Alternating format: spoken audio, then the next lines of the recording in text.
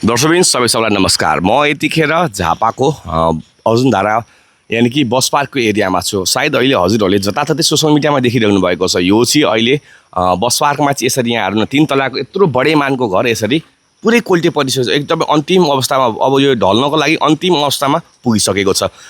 यो चाहिँ अहिले ठ्याक्कै भन्नुपर्दा बस पार्कको पश्चिम उत्तरतर्फको यो भागमा चाहिँ ल हेर्नुहोस् न, पोइनीको जग्गा अतिक्रमण गरेर, सरकारी जग्गा पोइनीको जग्गा चाहिँ अतिक्रमण गरेर बनाइएको घर अहिले यहाँ हेर्नुहोस् न यस्तो अवस्थामा छ। हो, यही कारणले गर्दा अहिले जुन नयाँ सरकारले चाहिँ तपाईँहरूलाई सुकुम्बासी बस्तीहरूलाई चाहिँ खाली गराउने क्रम एकदमै तीव्र रूपमा अगाडि बढाएको छ। यो बर्खाभन्दा अगाडि नै सबैलाई खाली गराउने भनेको छ। हो, यही कारणले गर्दा एकदम ध्यान दिएर हेर्नु होला है। पार्टीको हुनुहुन्छ, कुनै पार्टीको झोले हुनुहुन्छ भने केही फरक पर्दैन, तर सरकारले राम्रो गर्दैछ भने सबैले सपोर्ट गर्नुपर्छ। ल हेर्नुहोस्, तपाईँहरूको पनि अवस्था यस्तो न, यस्तो अवस्था आयो भने के गर्ने ल भन्नुहोस् त।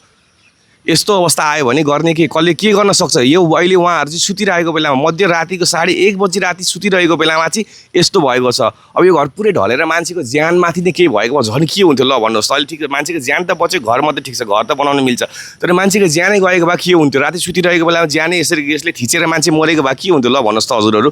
हो, त्यो कारणले गर्दाखेरि हजुरहरूले पनि अलिक बुझ्ने, अलिकति संयमित भएर बुझेर सरकारले के काम गर्दैछ भन्ने कुरो सरकारसँग सपोर्ट, हजुर सरकारको सपोर्टमा हुनु न भने विपक्षीमा त होस् है, तर विपक्षीले पनि त कमसेकम सरकारले राम्रो काम गर्दैछ भने त राम्रै सपोर्ट गर्नु पर्यो नि, सपोर्ट गर्नु पर्यो नि त। कि विपक्षी भन्ने बित्तिकै चाहिँ यसरी नराम्रो, सरकारले राम्रो काम गर्दा पनि नराम्रै मात्रै भन्ने हाम्रो हर्क साम्पाङ जस्तो हुनु भएन नि त। त्यो कारणले गर्दाखेरि अहिले जति पनि सरकारी जग्गाहरू, पोइनीको जग्गाहरू, अतिक्रमण गरेको जग्गाहरू चाहिँ यसरी सरकारले एकदमै खाली गराइरहेको छ अहिले नयाँ सरकारले। त्यो कारणले गर्दा हजुरहरूले पनि अब चाहिँ असंयमित भएर अलिकति बुझ्ने भएर है, अलिकति बुझेर अलिक काम गर्नु होला। किनभने सरकारले हाम्रै लागि भनेको। ल हेर्नुहोस् त, पछाडिको अहिले तपाईँले मेरो पृष्ठभूमिमा देखेको जुन यो घर छ, 3.5 तलाको घर अहिले पहिनीले हेर्न बगाएर पुरै कोल्टे बनाएको छ। या त न त बस्नै लायकै हुन्छ, न त भत्केरै गएको छ क्या। उहाँलाई यति टेन्सन भइरहेको छ अहिले।